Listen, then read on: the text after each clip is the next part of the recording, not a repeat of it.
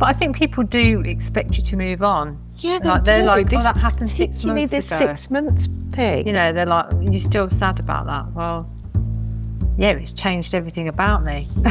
Of course, I'm still sad about it. It's a dead sentence.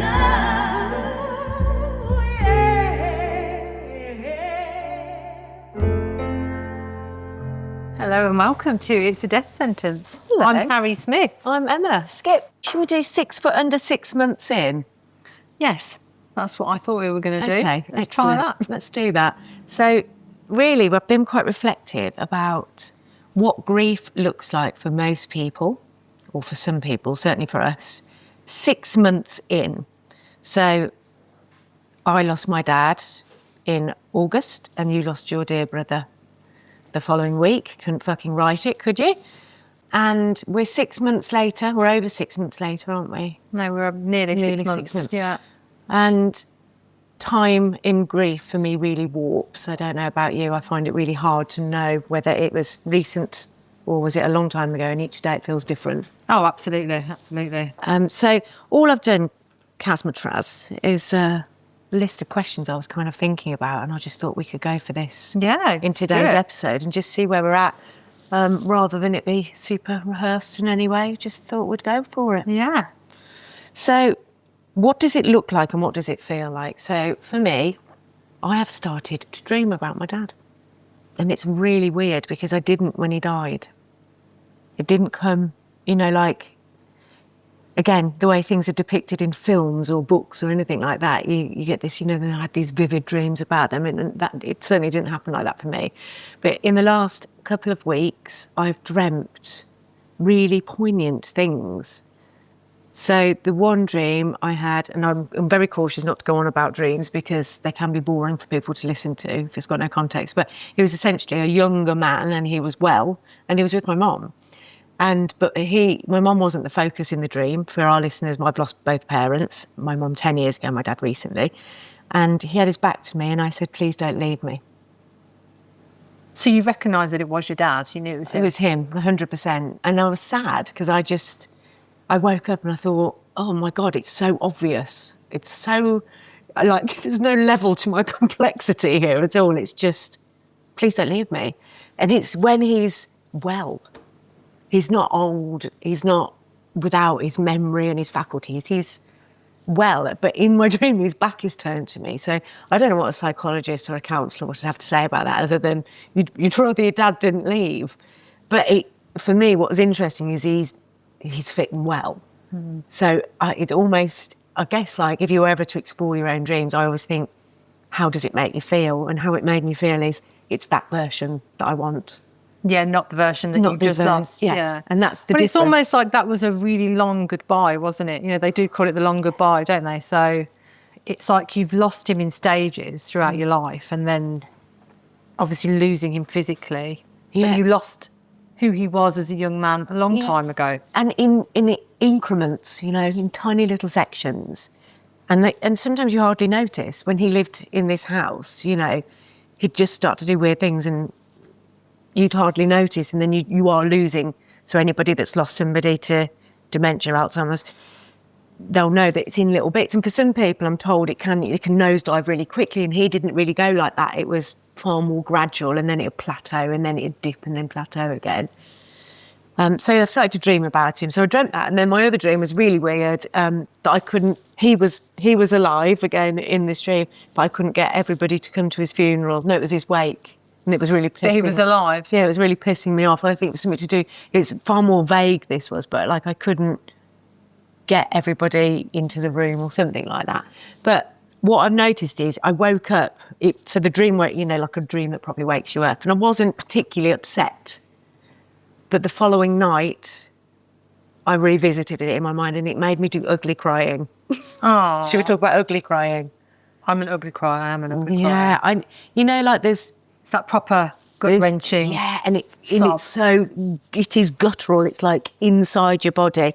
And I found myself, and now I know I'm on video as well, because we don't normally do it to video, but like that really ugly face. And it hurts, because it makes me feel sick and like I can't breathe all at the same time. But And sometimes very snotty. Really snotty. And the Yeah. physicality of it is that it's trying to escape your body, isn't it? And if you keep it suppressed, that's where it stays, and it probably manifests in some kind of illness, doesn't it? I mean, I think it's quite good, isn't it? You sort of release that, get rid of it. Yeah, I think so. So I did really ugly sobbing. Where do you cry? Normally in the shower or in the car. That's my two go-tos as well. Yeah. Yeah, maybe a lot of people do. I think in the car, it's normally like maybe prompted by music or a memory. And isn't it interesting that music does that? And there's no escape. So I sort of tend to just let go. You're completely on your own as well. Yeah. Plus, you know, it does get you through the obstacle of traffic. Yeah, I mean, people look at you and they go, oh, God, she's Yeah. upset. Don't make eye contact with Let her in, let her in. in. Don't block her entrance. What about you? Have you dreamt about your brother? I have had a few dreams about him. I've noticed that over the last few weeks, I've had like a resurgence, is that the right word, of grief. And I've not been very well with my autoimmune condition, and I just feel like maybe they're linked. Maybe not being very well has made me think about him. You know, which comes first, chicken? Yeah, I'm not sure. But definitely I've found over the last probably 4 weeks or so more difficult. I'm going to see my mum, so maybe that's triggering. There's something in the background there. Yeah, triggering I mean, the memory. the awe-inspiring February weather. I mean, yeah, the rain is, you know, although it's beautiful. Just stealing your soul every morning when you wake up. Yeah, so I don't know whether it's a combination of things or whether It's a natural it's still, process. just it's normal. I sort of find myself weirdly tripping over myself when I go to talk about him.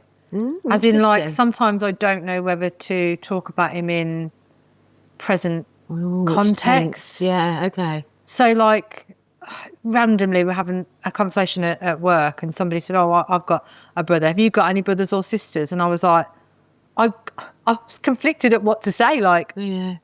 Yeah. And I went, oh, yeah, I've got a brother. Oh, right, how old is he? Oh, no, he's died. He's not with us anymore. And then, of course, you have that whole, oh, God, I'm so sorry for your loss. Yeah. Oh, you're all... We weren't even talking about that. I didn't know whether to talk about him as if he was no longer hit. Like, oh, I did have a brother. Do you know what I mean? Like, it because really it's still sent so me. new. It's sent still so me new. sent me spiraling. Really. I had the most profound experience, and I totally forgot to tell you about it. So when we visited the hall, the venue that we're going to do our ball for the podcast. Yeah. That particular journey, a section of motorway that comes up to the NEC. So my dad was the sound engineer of the NEC Arena for a very, very long time, all his career. And just like you said about your brother, where you don't know whether you talk about them in present tense, did you find that's because it's still shocking to you to have to say he's died? Yeah, I don't know whether it's that or whether I know that it's, if I say that he's not here, they're gonna then say, oh, when did he die? And I'm gonna have to talk about it. Okay, so it's or two-pronged. If I say I have got a brother and then they're like, oh, if they ask any questions and I'm like, oh no, he's dead, then I've still got to do that journey with them. Yeah. So I think I'm sort of putting it off having either conversation. Okay, yeah. Because my point with the journey that I was telling you about is I had a brief moment where I thought, oh, just pop in and see my dad. Yeah. And it was the And that would have been his journey. So I would have often been on that stretch of the motorway after a gig, before a gig, whatever, and I'd have just popped in, gone through one of the big gates and said, I'm here to see Peter Skip, and somebody had let me in to see him. And it was fleeting, and I mean point of a second, you know. But in that moment, I mean, he hasn't worked for years, but in that moment, I'd forgotten. Yeah. And It's sad, isn't it? it's profoundly sad, because you find yourself thinking your brain hasn't really caught up, and yet everything in life and everybody you know, and the age we are now, we're not young people, so we don't get treated as nicely in bereavement, I don't think. No. You know, people are like, oh, you're all grown up and you've got your own kids, you can't, you know, sobbing about your family members all the time, and you're like, oh, okay. But I think people do expect you to move on. Yeah, they're like, oh, that happened 6 months ago. Particularly this 6 months thing. You know, they're like, you're still sad about that. Well, yeah, it's changed everything about me. Of course, I'm still sad about it. But yeah, and you know, that is natural. People have got their own lives. You don't expect them to be phoning you, texting you all the time, but literally all the check-ins stop. Oh, they do, don't they? There's nobody who's gone, how are you actually, well, bar me and you, obviously, because we talk about it all the time, but none of your friends or anything like really check in anymore to say, like, you know, Isn't how it are you doing? interesting? Oh, look, I've realised that I've seen, I'm careful not to, like, obviously name anyone, because I don't believe it's their fault. I think that we're all kind of lacking in this department of knowing what to say, when to say it. But I've seen a couple of friends who I've not seen since my dad's funeral, and they just haven't brought it up. They just haven't said a single thing to me. Probably because it's awkward. They don't know how to start the conversation. Yeah. They don't know how you're doing. And rather than find out, they're like, let's just talk about something else. Yeah. Just keep it light. Keep it light. Keep it light is the thing, isn't it? But yeah. And what about, like, your immediate support? Are they still talking to you, you know, about... Like my family? Yeah. Yeah, like my husband is still like, because I've not been well, he's like, Bab, it's grief. You're not, you know, you've got to recognise it's only early. You know, if you had to say which came first, is it the grief informing the illness or the illness informing the grief? What would be your immediate answer? I think probably the grief has probably brought it on. Yeah. I don't know. So I'm probably going to overshare here, but I went to the doctors for like a well woman check, you know, for all your lady parts and whatever else, and I had to go and have my coil sorted out. So that is an overshare. And it was two lovely young doctors, maybe about, you know, 3 years life experience in total. Right.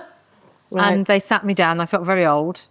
And they were like, oh, so you're here for this today, blah, blah, blah. They started asking me questions about sort of me. They sort of said, oh, you know, are you sleeping okay? Well, sometimes, you know, sometimes no. Right. Do you have mood swings? Yes, absolutely. Do you have this? Do you have that? And then they started saying, well, perhaps it's perimenopause. Right. Perhaps that's what the problem is. And I was like, oh, great. Are you depressed at all? And I was like, well, I wasn't, but I am now. Do you know what I mean? Like, I wasn't depressed until I came in and started hearing about all these menopause symptoms. Yeah. Or maybe it's not menopause. Maybe I'm just bereaved. So then they were very quick to sort of say, you can have HRT, you can have antidepressants. You know, how can we assist you, basically? How can we get rid of this problem as quickly as possible? Yeah. So, and I sat there and I was just listening to them. I was like, taking all the information on board. Okay, yeah. Do you want antidepressants? No, I don't.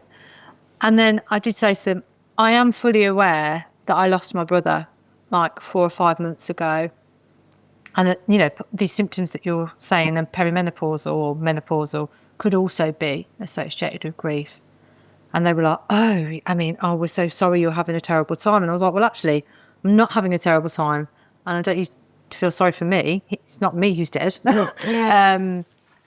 And they were obviously really uncomfortable about it. Oh, but they were fine destroying the fact that, you know, I'm never going to have children anymore and I'm hurtling into menopause. They were fine with that. Yeah. As soon as you brought up something more human and also, about grief, they panicked. Don't you think, I do think that, they're medical professionals and should know better. They should have some training into how to talk to somebody who is bereaved. But also, this whole thing at our age, we're 43, we're not 50. Like, there is a difference. And, yeah, we could call it perimenopause, but I don't even know if it's that for a lot of people. Like, to me, it feels like a cop-out. Yeah. It feels like a cop-out. So you've got an autoimmune condition. I've had a neurological condition in the last few years. And it was suggested to me that it was hormonal. And I was thinking, well, I don't lose the ability to speak through my hormones. You know, it's probably more to do with the...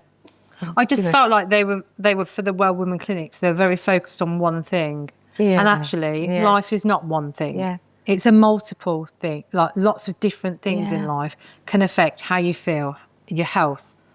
Something like grief affects every part of your life. So why wouldn't it affect your body? Yeah. Do you know, we've discussed that before. Well, the other episode, Is It Grief? We talked about that, like the mind-body physiology. And I think we were in agreement, weren't we, that it definitely has an impact on your physicality. Yeah.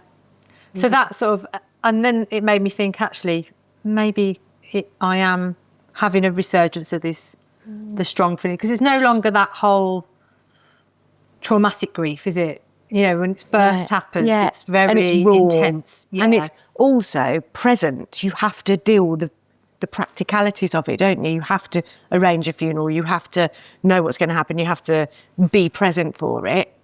And then that stops. So it's that little grief now that sort of bubbles under the surface and affects other things. I don't know about you, but I often reflect on the podcast and think we should be authentic always, and, you know, not be afraid to show that we, you know, are in fact upset with our own grief and everything, as much as we can laugh about things. But it is very hard to do, actually, isn't it? Yeah, and sometimes. I have found in the last maybe just a couple of weeks, maybe not as long as you, that I have pushed it away. I've thought, I haven't really got time for you at the moment, grief. Yeah. Pop him up on the shelf. Oh, you're not very welcome at the moment because I've already got a headache. And 2 kids to look after. Yeah. And so, you know, I know that it's important to make space for it, but do I always practice what I preach? No, because it's not the most comfortable thing to do, is it? And you're only human. And also, I've noticed that maybe it's because I'm going to go and see my mum and see my dad, and it brings back those sorts of feelings about his loss and how raw it is still for them. And also, I had a message on Facebook from one of his close friends. And, you know, when it pops up on the screen, you can sort of read the first bit. I thought, I have not got the space in my head to deal with that at the moment. It was a lovely message. It wasn't horrible. He was talking about, you know, that he missed him and stuff like that. But I just felt triggered by it to the point where I felt like I just want to avoid that at the moment. It's like that type of screening that you can do in that situation. Whereas you can't do that immediately. No. But at 6 months in, you can of choose, actually, I'm not going to have to revisit that memory right now. Because it's exhausting. Let's not forget that grief, even if it's not causing other symptoms that you can't immediately say are related, it's physically exhausting. Crying is exhausting. You know, having to think about that person and, you know, did I do this right? Did I do that right? Did I do enough? All of that, it's exhausting. You end up questioning yourself. You end up you can go down a rabbit hole. And so on the one hand, it's not always healthy to sit in it for ages and ages. And, you know, you can end up being quite depressed and very, almost too introspective. But by completely ignoring it, it finds a way out anyway. Yeah. So I wonder if, because I've been ignoring it, that's why I'm ill. It's not now I'm going to make you poorly. Yeah. Here's a question, and I don't even know if I know the answer for this for you.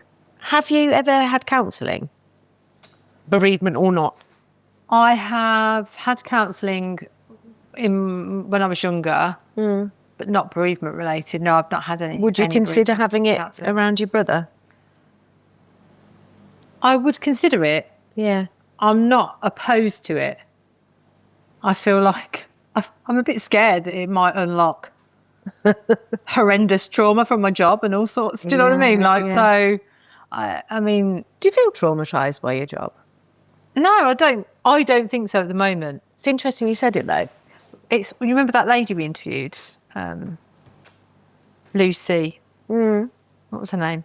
Cole. Lucy Cole. Yes. After we finished our interview, she said, we were talking about my job, and she said, what do you do to deal with the things that you see and whatever else? I was like, oh, nothing. Go home and watch horror films. Yeah. Go home and watch more gore and guts. Yeah. But I thought to myself, well, what do I actually do? I mean, I probably don't do anything. You don't have supervision or anything like that? No, not really. Even if there's a really significant death. I mean, don't get me wrong, I don't feel like I need it right now. I don't feel like my job is that stressful. But do you not think... I think if I started having counselling, I wonder what it might uncover. I wonder how fucked up I really am. A lot of people might think about your job that you take on the chin, if you like, every day. Most people would consider that to be quite something, you know. Yeah. So if there is anyone listening who doesn't know what Carrie does. She performs autopsies as an anatomical pathology technician. And obviously, like anything, even if you're a nurse, you must get to a point where you just see things so often that it normalises it. So for you, seeing dead bodies and having to literally cut them up is normal. But it does beg the question that, is any of that actually normal, or have you just got used to it? I definitely think, yeah, it's the latter. You do just get used to it. And in fact, there is a high burnout rate. In your job? Yeah. Really? People are resilient, but only to a point. Yeah. And then it becomes Do you ever find in trauma. your job that you go home thinking about something at work? I mean, occasionally, like we don't do children very often, but recently I've had to do some children postmortems, and it does affect me more. I don't necessarily think about the job, but it does. I swing violently between, fuck it, you only live once, let's go crazy and spend our time wisely and do everything we want to do, to, oh my God, I'm going to trip and randomly fall down the stairs and choke on a cream egg. Do you know what I mean? So I could go from like... Well done, Carrie. She's just managed to insert humour there. Brilliant. I go from like... give you a little round of applause for that. I go from being really rational Yeah. to totally irrational about death. And do you think that is your character, or is that your job, or is that somebody who's lost their brother? Is it all of the above? Maybe I'm just crackers. Maybe. I don't know is the honest answer. I think I do my job because of the type of person that I am. Like if you ask my mum would say, oh, she's really strong. She's always been like that, like that's maybe wrongly so people think that, she's really strong. I don't think I always am. I think, well... I maybe give that opinion. Strong stomach and strong emotionally are two different things, aren't they? They're two different things. Occasionally I'll still gag. Just in life or in your job? Both. I was thinking about the episode we did on the Sadness Chaser as well, because that, for anyone that hasn't listened to that one, go and have a listen to it, but it really is essentially how your joy is affected by grief, which ties in with what we're talking about at the moment, where, we're now recognising 6 months on that things still creep in.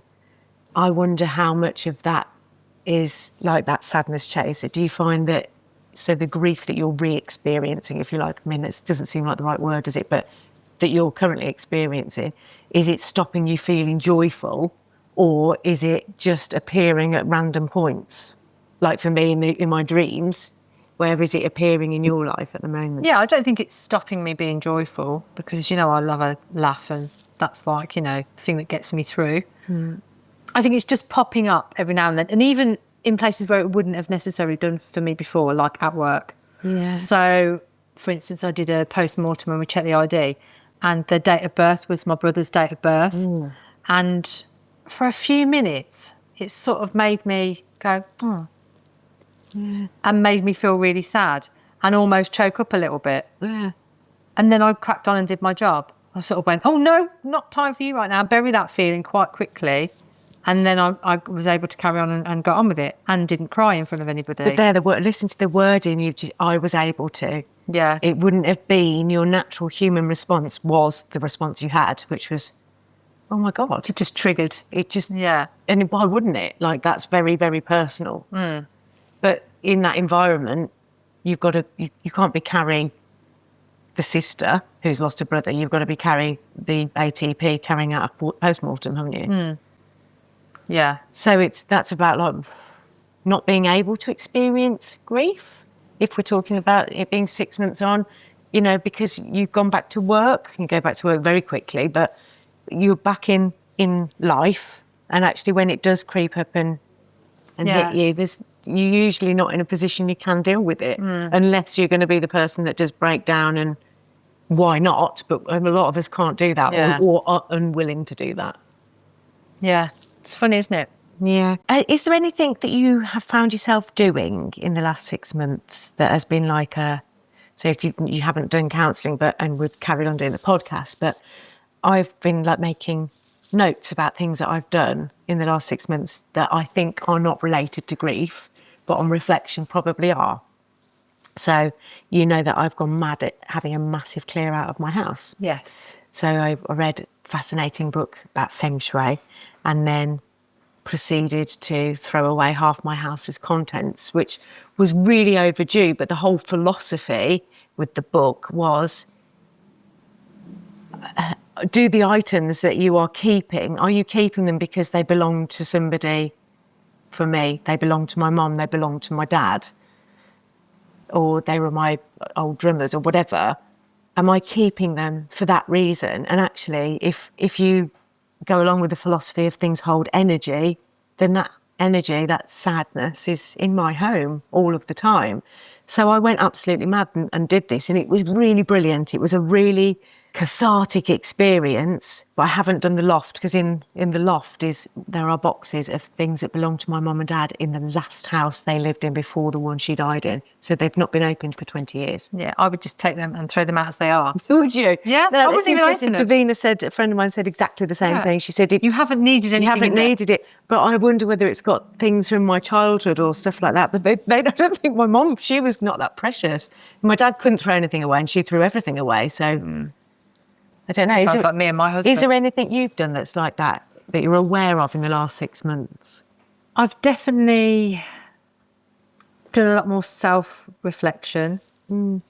I've definitely read a lot more about sort of manifesting good feelings and listened to some meditation. And we ended up reading the same book at the same time. Yeah, I'm a massive fan of like self-help books and you know people's own stories. Anyway, I read that many, listen to that many. I do, They're coming out of my ears, but I think maybe I've done more of that and taken more of that advice on board when I've read it. It sort of resonated more with me. Yeah. But I don't know whether that's partially from doing the podcast or whether it's everything that's made it feel a bit more. It's a bit like letting go of what is not serving me and realising that people grow, people change, your relationships change. Sometimes people don't come with you when you change. Yeah, and being okay with that. And being okay with it is the thing. It's like embracing change. We all love the idea of it, and sometimes loss and bereavement forces us to change. Yeah. We like the idea of it, but sometimes when we're actually faced with it, it's not as easy as that, is it? No. It can be really, really challenging to recognise. And moving on from people is the other one. You know, there are some people that are in your life and then, you know, through no fault, no one's fault particularly, you move on from them. I think that can show up after loss as well. Absolutely.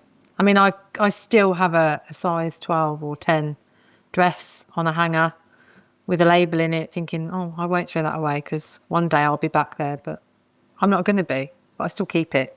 Yeah. So maybe it's time to give up that ghost as well. Well, the things that I threw away during this very cathartic decluttering were astonishing.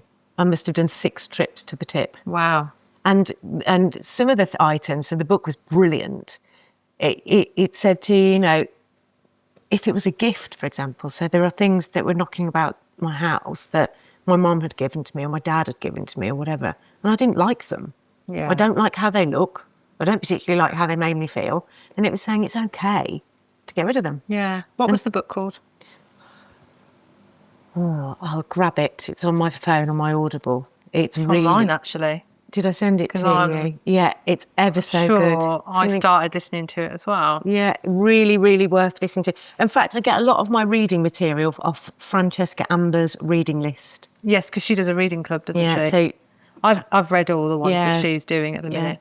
What was the one? She did the magic? Yeah, well, we did that at the same time. We did that at the same time, yeah. Actually, I think practising gratitude and, in fact, interestingly, that's my next point on here. Oh, okay. Well done you, Carrie.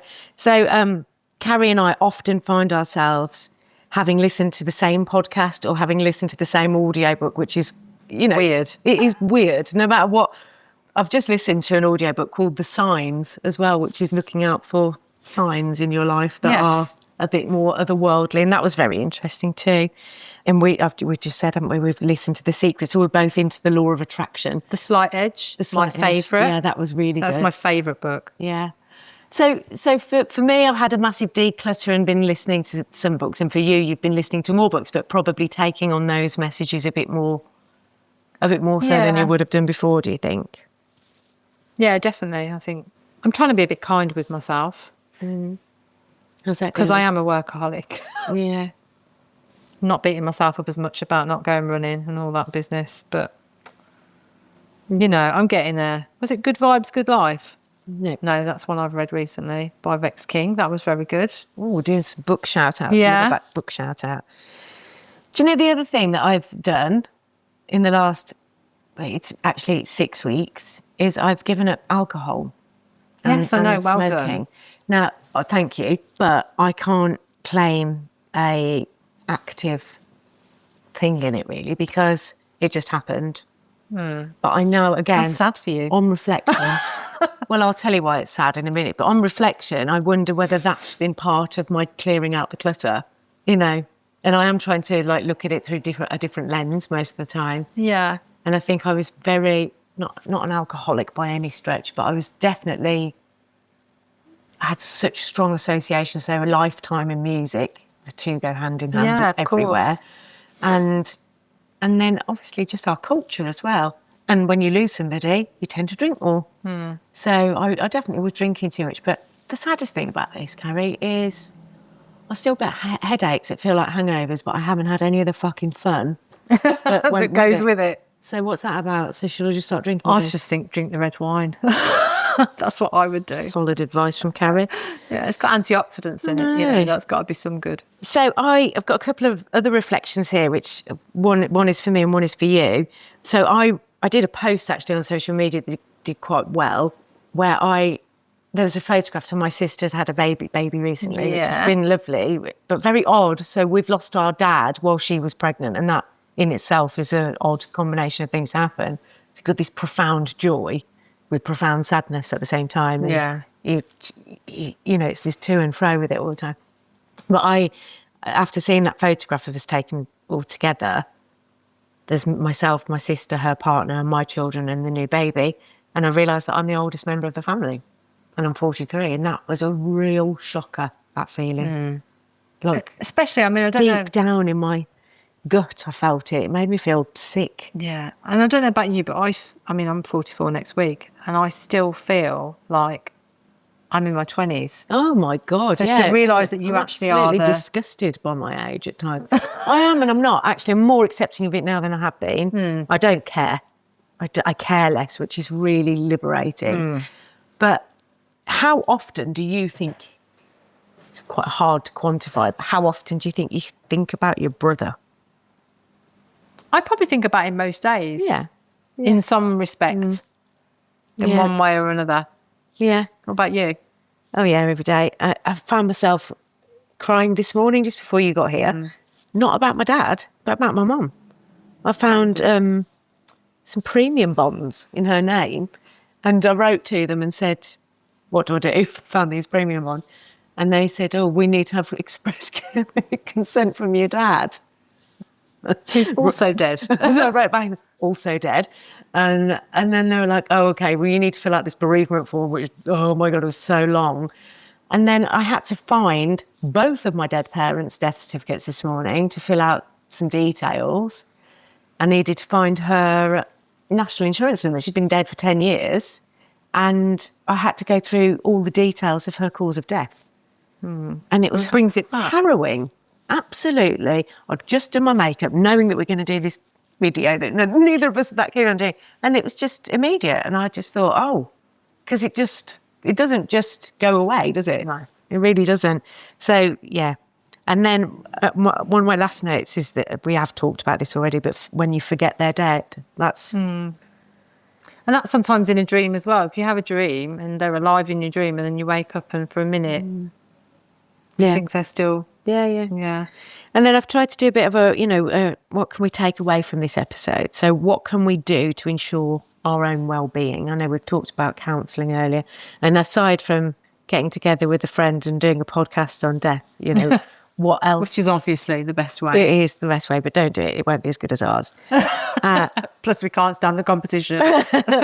What, for you, do you do for your own well-being to try and keep Cry you in the bath.